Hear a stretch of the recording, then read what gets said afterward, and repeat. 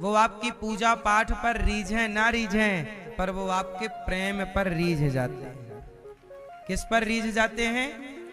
देखो ना, माता शबरी, उस शबरी के पास कौन सा ज्ञान था? कौन सी पूजा की विधि थी? ना पूजा की विधि थी, ना कोई ज्ञान था। बेचारी प्रेम ही तो करती, और प्रेम से जूठे बेर खवाए तो ठाकुर खाए के नहीं, राम जी खाए के नहीं। शबरी के प्रेम को भगवान ने स्वीकार किया। विदुरानी के प्रेम के छिलके खाए। सुदामा तो बड़े ज्ञानी थे, पर सुदामा ने ज्ञान की कोई बात का प्रयोग नहीं किया। सुदामा जानते थे कि मेरे ज्ञान से क्या होना है, कन्हैया तो सर्वशक्तिमान है, परम ज्ञानी है, हम कितना जानते। इसलिए सुदामा सूखे चिवड़ा लेकर के गए द्वारिका, चावल, और भगवान खाए। किस पर रीझ गए? सुदामा के प्रेम पर। केवट के प्रेम पर रीझे के नहीं? केवट बोला पार ना लगाऊंगा, पांव धुलवाओ पहले। केवट के प्रेम पर। जटायु के प्रेम पर। ऐसे मेरी मां, ज्ञान के बल तो हम ना पाएंगे, जप तप के बल हम ना पाएंगे, भक्ति हमारी इतनी है नहीं कि हम भगवान को पालें, लेकिन भगवान से सच्चा प्रेम कीजिए। प्रेम में सब कुछ सही है। फिर उद्धव को लेके भगवान द्वारिका चले गए। सच बताओ, आप भगवान से प्रेम करते हो कि नहीं? आप में से कितने लोग प्रेम करते हैं भगवान को? कितना प्रेम? आप नहीं करते? कितना प्रेम करते हो? कितना? बहुत? क्या प्रमाण है आपके पास कि आप भगवान से बहुत प्रेम करते हो? बताओ। बैठे बैठे बैठे बैठे बताओ कैसे? सही है। अच्छा ये बताओ, प्रेम मीराबाई को था, क्या मीराबाई भगवान के सिवा कुछ चाहती थी? नहीं। आज का व्यक्ति भगवान के सिवा बहुत कुछ चाहता है। आजकल का व्यक्ति, हम आपके लिए नहीं बोल रहे हैं, कुछ लोग ऐसे हैं जो भगवान को नहीं चाहते, भगवान से चाहते हैं। हे भगवान हमें ये दे दो, हे भगवान हम तुम्हारी पूजा करेंगे, हमें ये दे दो। भगवान से चाहना और भगवान को चाहना। सच बताओ, संसार में ज्यादा लोग कौन हैं? भगवान से चाहने वाले, है ना? इसलिए उनकी भक्ति सफल नहीं होती, क्योंकि स्वार्थ है। मीराबाई ने भगवान को प्यार किया तो क्या स्वार्थ था? बताओ, मीरा और कृष्ण के बीच में क्या स्वार्थ है? कोई स्वार्थ है? केवल पाना है। पति के भाव से भजती हूं, स्वार्थ कुछ नहीं है। स्वार्थ बस इतना है कि आप मिल जाओ। बीच में और क्या चाहती है मीरा?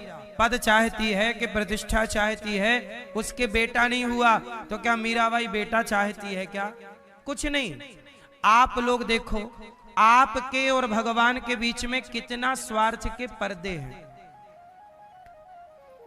हैं या नहीं? आप भगवान के मंदिर जाते हो, हे भगवान ये दे दो, हे भगवान वो मिल जाए। भगवान सोचते हैं ये मेरे लिए थोड़ी आया है, ये तो मेरे से मांगने आया है। आप लोग भी सारी जिंदगी मांगते हैं, फिर भी डिमांड खत्म नहीं होती।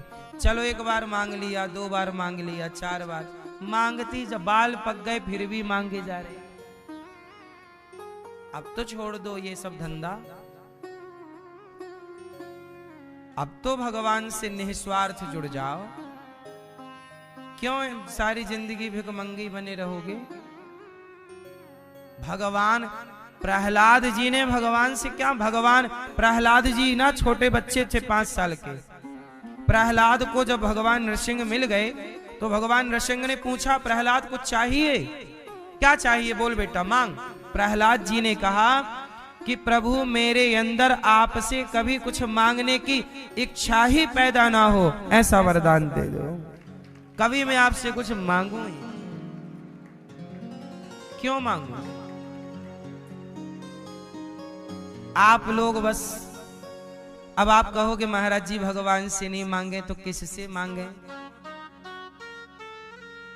चलो 1 बार मांग लो, 2 बार मांग लो, हर चीज तो छोटी छोटी बात क्यों मांगना है? कुछ चीजें आप मेहनत करके पालो, अच्छे काम करके, सब चीज भगवान पर नहीं होती ना। अर्जुन ने, भगवान ने यही तो कहा तू लड़, तू कर्म तो कर, मैं हूं ना, वही तू कर्म करेगा तो भगवान देंगे। अब तू सोच के मैं कर्म ना करूं सब भगवान दे दें, नहीं होता ना ऐसे। कुछ आपका कर्म है तो कुछ ईश्वर की कृपा है। जो कर्म करने वाला है कृपा भी उस पर होती है। बोलो हाँ। जंगल शेर का राजा है, तो शेर का राजा है तो क्या हिरन स्वयं शेर के पास आ जाता, शेर भैया तुम राजा हो, मैं आ गया, मुझे खा लो, गप कर लो, तुम राजा हो। शेर भले जंगल का राजा है पर खाने के लिए उसे भी प्रयास करना पड़ता है। बोलो हाँ।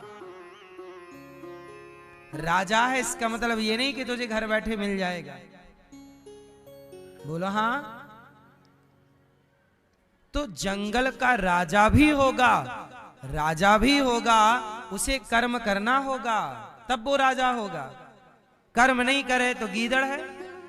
इसलिए तू कर्म कर, प्रयास कर, मैं हूं ना, तू करे ही ना, शेर दौड़े ही ना। आखिरी में शेर हमेशा भूख से ही मरता है, पता है आपको? शेर हमेशा मरता कैसे है? बूढ़ा हो जाता है, उसके दांत गिर जाते हैं, दांत गिर जाने से वो शिकार नहीं कर पाता, हिम्मत नहीं बची दौड़ने की। शेर जंगल का 99% यदि वो साथ में है, परिवार के झुंड में शेर, तब तो सुरक्षित है शेर भी, वरना शेर बूढ़ा हो जाने के बाद कुत्ते से भी बदतर हो जाता है। बोलो हाँ। उसको शिकार नहीं मिलता, भूखा मरता है वो। शिकार करने के लिए ताकत चाहिए ना, कोई थोड़ी तुम्हारे मुंह में घुस जाएगा। कहीं बासा वासा मिल गया, थोड़ा बहुत खाया, और दांत रहते नहीं तो चबता नहीं, उससे निकाल नहीं पाता हड्डी से वो मांस। अक्सर शेर भूखा मरता है।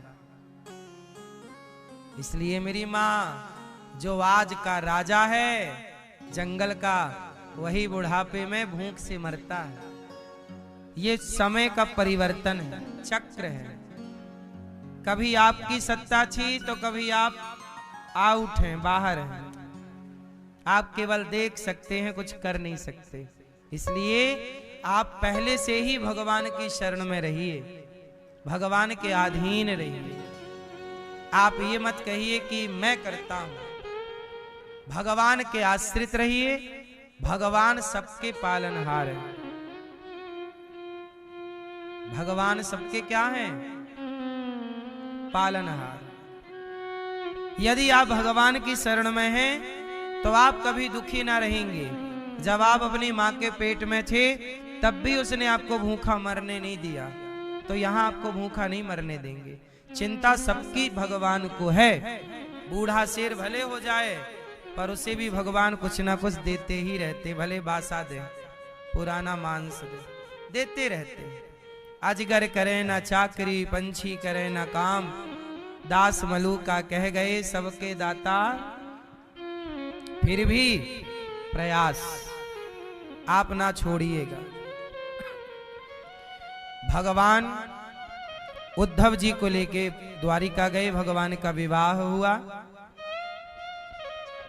भगवान से आप प्रेम करना, स्वार्थ ना हो, निस्वार्थ प्रेम हो।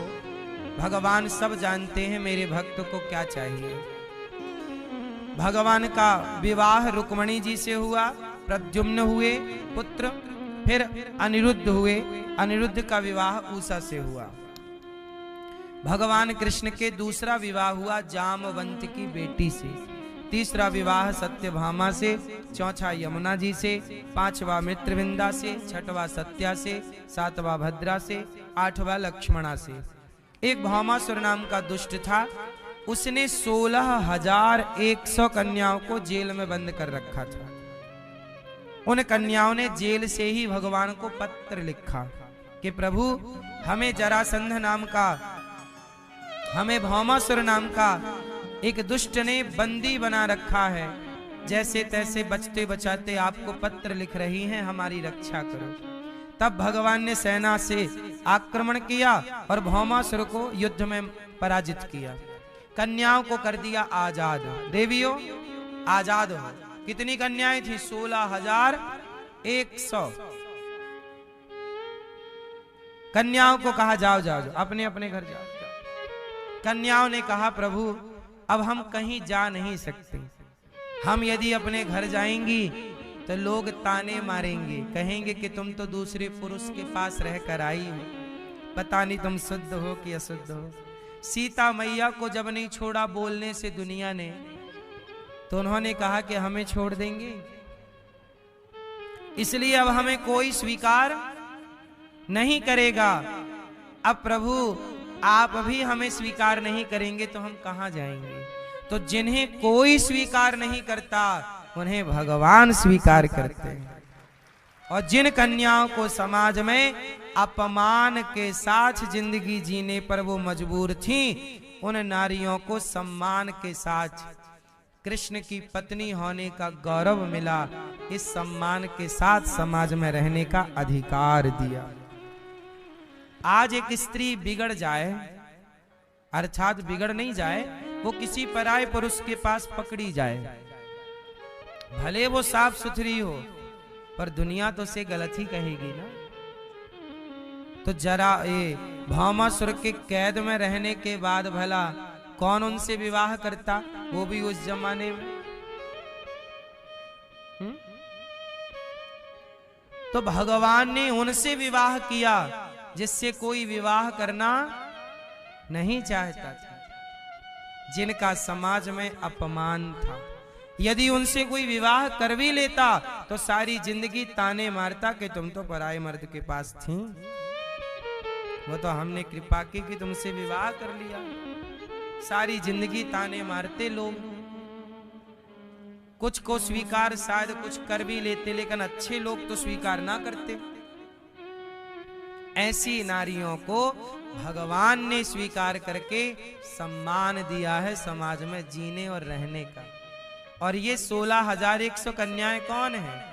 16,000 वेद के मंत्र हैं, 108 उपनिषद हैं। तो ये सब कुछ भगवान की पत्नियां हैं। टोटल पत्नियां हैं 16,108। ये भगवान कृष्ण की पत्नी। पत्नी भगवान कृष्ण की इतनी क्यों है? क्योंकि आपको मैंने बताया कि भामासुर। दूसरा कारण है कि जन्म जन्म तक जो भगवान को चाहता है पति के रूप में, अब जैसे मीराबाई पति रूप में चाहती है, तो क्या मीरा को पति बनकर नहीं मिलेंगे? अगली द्वापर की लीला में अगला जो भगवान का 16,108 सखियों से विवाह होगा, उन 16,108 में एक मीरा भी होगी अगले राउंड में, जो अगला कृष्ण अवतार होगा। क्योंकि युगे युगे भगवान के अवतार जैसे सतयुग, त्रेता, द्वापर, कलयुग, 4 ही युग तो हैं। अब कलयुग के बाद फिर सतयुग आ जाएगा, सतयुग आएगा, त्रेता आएगा, द्वापर, फिर कलयुग, फिर सतयुग, ऐसे चक्कर चलता है। तो ऐसे युगों में किसी किसी युग में भगवान कृष्ण का अवतार रिपीट होता है। कृष्ण कोई एक बार थोड़ी आए इस धरा पर, पिछले किसी और द्वापर में भी आए। जैसे राम त्रेता में आए, तो राम त्रेता में तो आएंगे, पर किसी किसी त्रेता में आते हैं और किसी किसी त्रेता में नहीं आते। जैसे इस बार राम जी आए थे, और राम जी आए और रावण को मारा। अब राम जी ने रावण को मारा, बोलो हाँ। अच्छा, आप लोग कितने रावणों के बारे में जानते हो? कितने रावण हुए?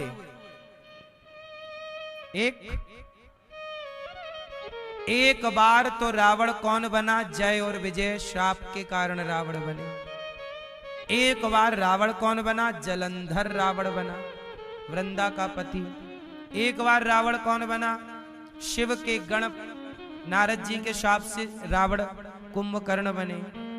एक बार रावण ब्राह्मणों के शाप के कारण प्रताप भानु नाम का राजा रावण बना। तो रावण एक थोड़ी है, रामचरितमानस में ही 4 रावणों की कथा है। ओ लाला, काहे इतना शोर कर रहे हो बेटा? ओ छोरा छोरी, सुन लो बेटा।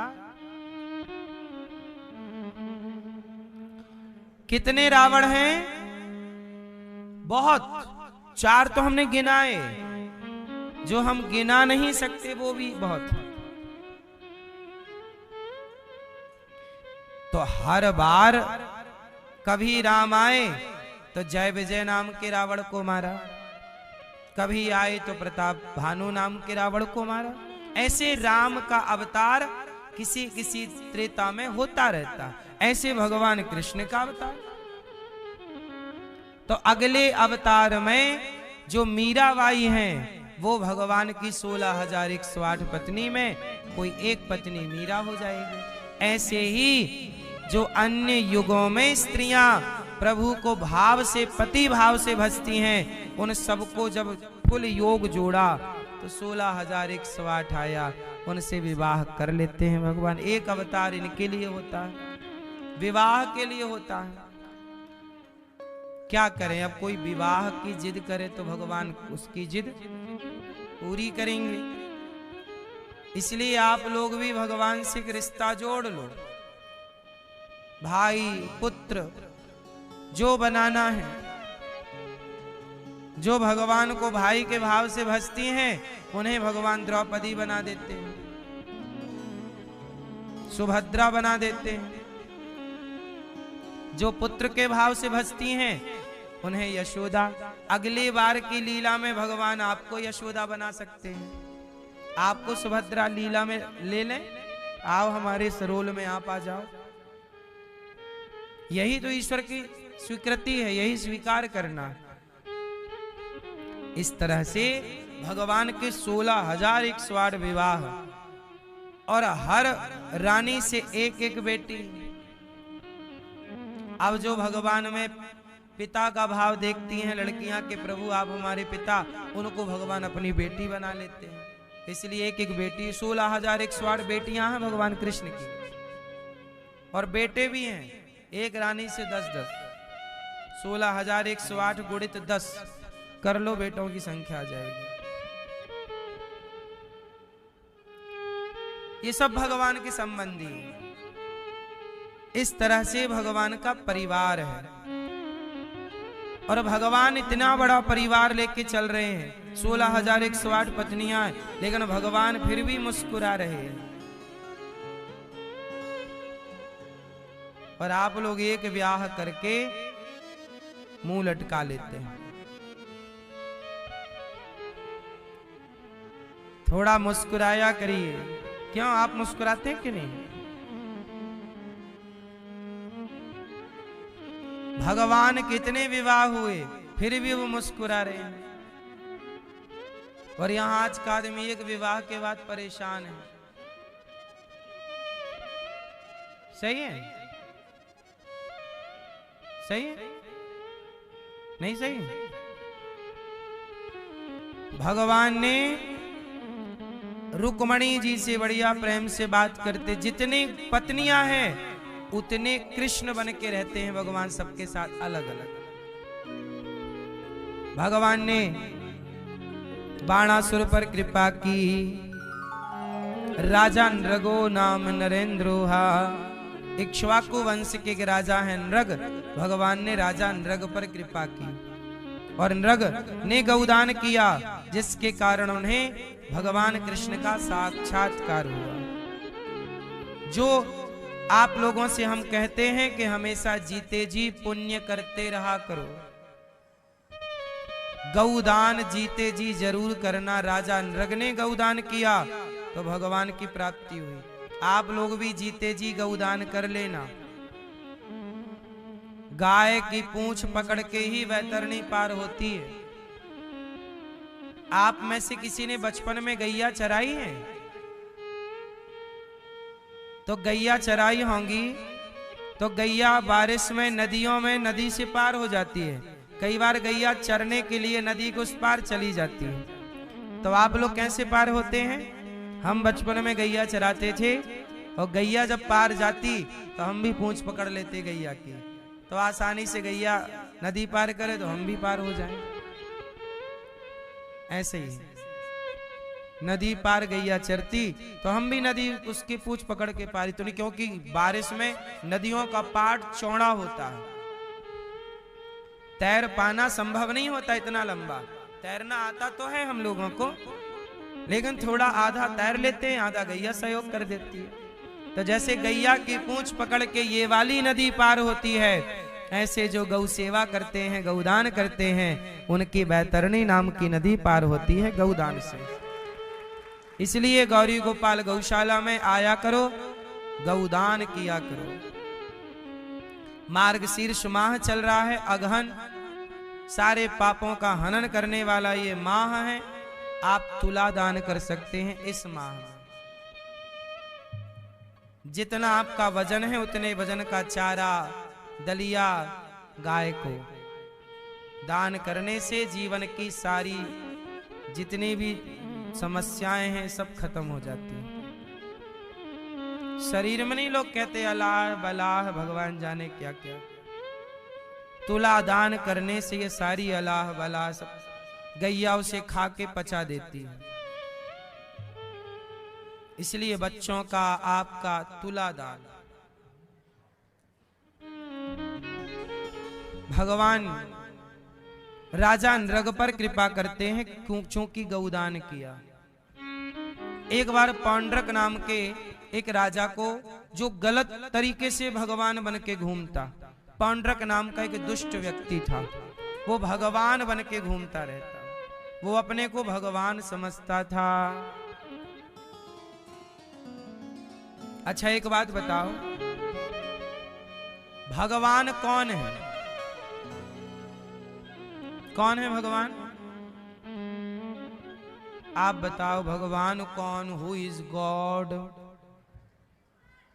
कौन है ईश्वर?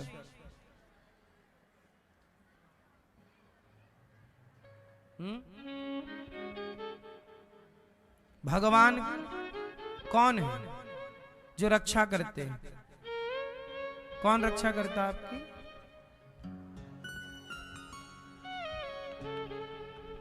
बताओ भगवान कौन है? चश्मा वाली मैया बोलो मेरी माँ, भगवान कौन है? आप बताओ भगवान कौन है? नहीं पता? बैठे बैठे तुम्हारी भावना ही तुम्हारी भगवान। भावना पड़ोसन का नाम है। कौन है भावना? आप कौन? आपकी भावना है कौन? किस तरफ रहती है? पड़ोस में? नहीं? शादी हो गई? हो गई? पत्नी को मत बता देना कि भावना है, मारेगी।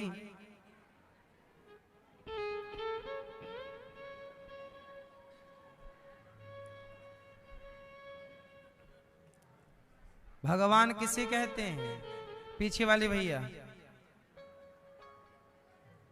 ए छोरा तुम बताओ बेटा, स्कूल के बच्चे आए हैं आज? चलो बताओ बेटा भगवान किसे कहते हैं? हैं? किसको? बेटा आप बताओ कि जो मोबाइल चला रहे थे ना भैया, आप बताओ किसे कहते हैं भगवान?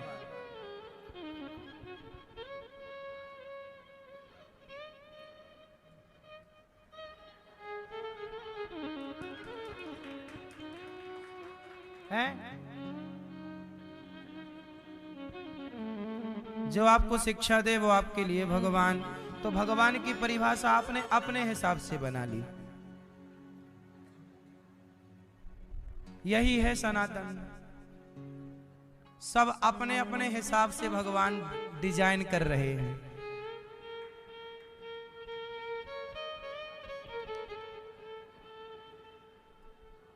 कितना सिंपल क्वेश्चन है। भगवान किसे कहते हैं? पूछा जा रहा है सनातनियों से। अरे भगवान किसे कहते हैं? राम को, कृष्ण को भगवान कहते हैं।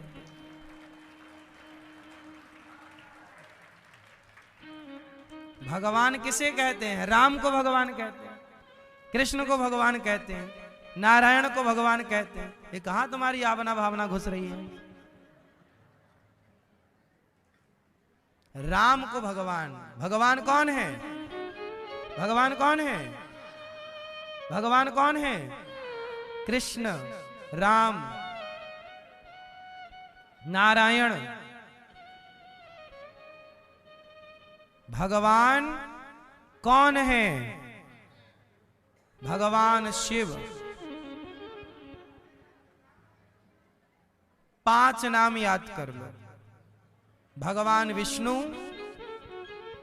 भगवान शंकर, माता दुर्गा, गणेश जी और भगवान सूर्य। सनातन में ये पंचदेव उपासना होती है। यदि आप इन 5 की सेवा करते हैं या 5 में किसी एक की उपासना करते हैं तो आप सही हैं। भगवान विष्णु मतलब भगवान विष्णु के 24 अवतार में कोई एक, राम, कृष्ण, नरसिंह, वामन, कोई भी।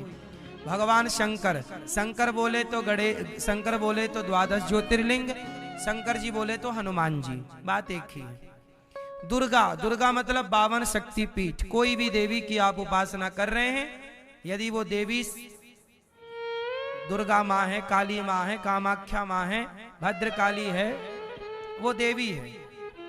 चौथा गणपति बप्पा, गणेश जी।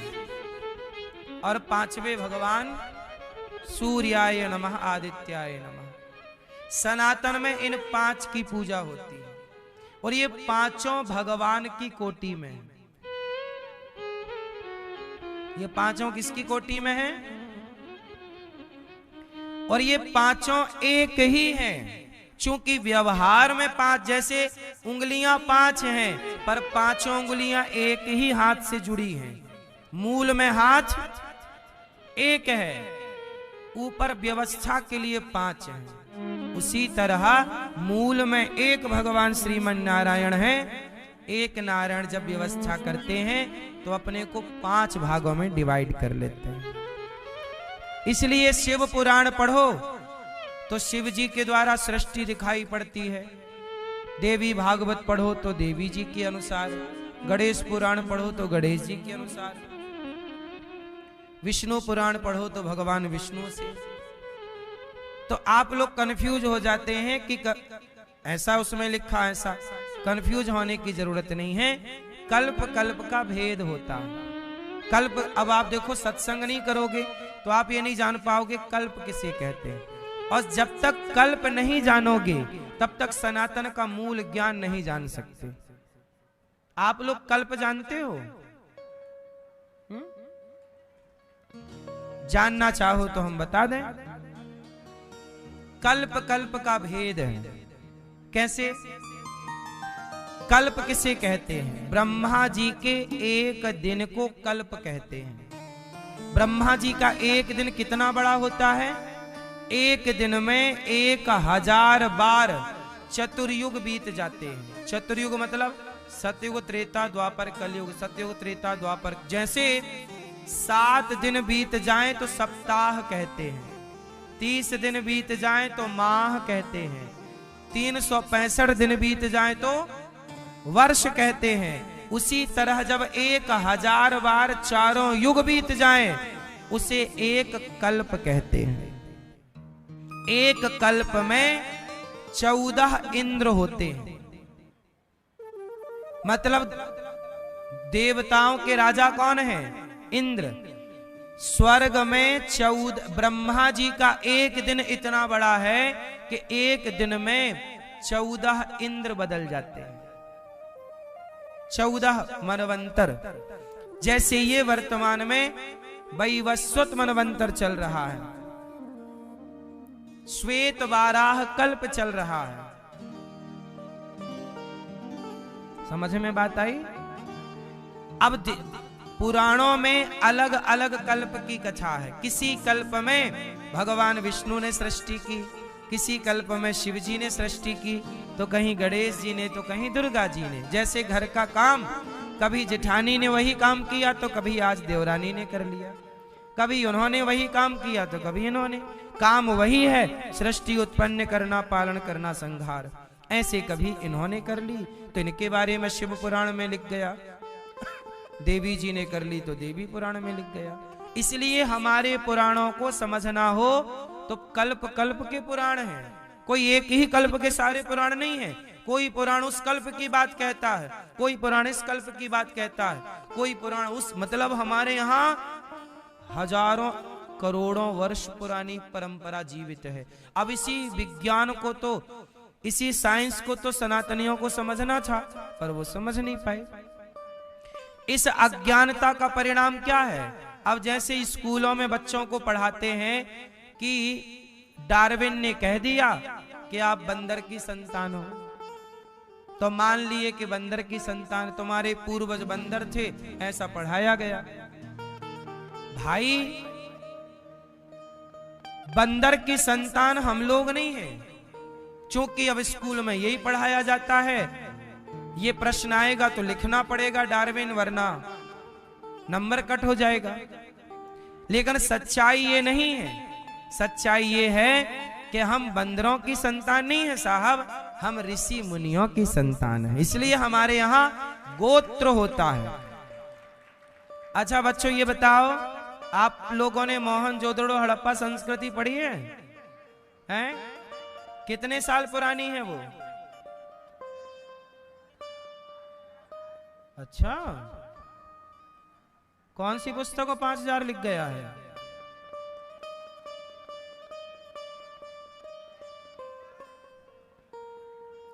मोहनजोदड़ो हड़प्पा संस्कृति लगभग 2000 साल पुरानी है, लगभग।